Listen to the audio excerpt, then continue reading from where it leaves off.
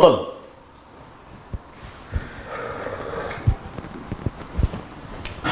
يا حاج. يا جيمي كيفك؟ تمام والله، كيف ان الاخبار؟ شاء الله كويس يا اخي. الحمد لله. الحمد لله. ها عملت شنو؟ والله كله خير، لكن ما لقيت هذا.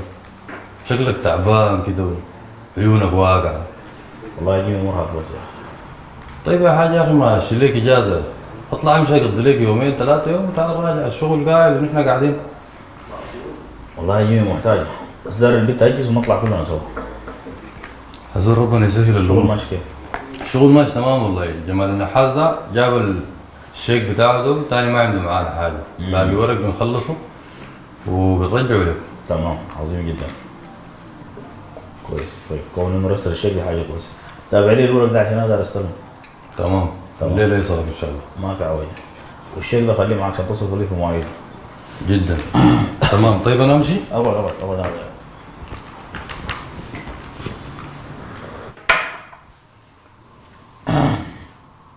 جمال يا اخوي، جمال يا اخي، العمر ده جاري وانت زول ما صغير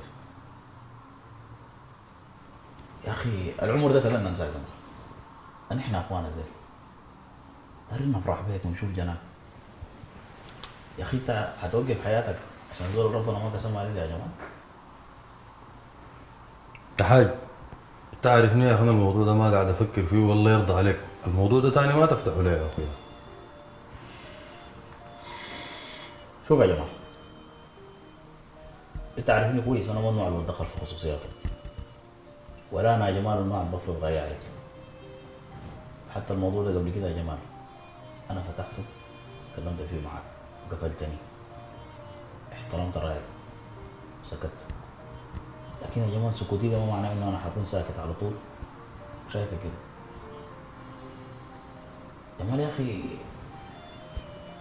جمال يا اخي انت قوي، انت اقوى من انه موقف زي ده يعني ياثر فيك. انت ما زول الضعيف قليل الحيله ده. في شنو يا جماعه؟ الماضي ده كله يعتبره خلاص فات. امسح بستيكه وعيش حياتك يا جماعه. ربنا يسهل يا حاج، ربنا يسهل الامور ان شاء الله.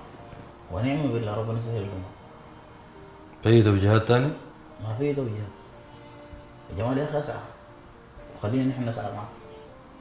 لا ما بيحتاج، ان شاء الله هتسمع عني كله خير. ان شاء الله. بالمناسبه جدك زمان قال شنو؟ قال شنو؟ جدك قال اللي ما يحب الحريم عصب.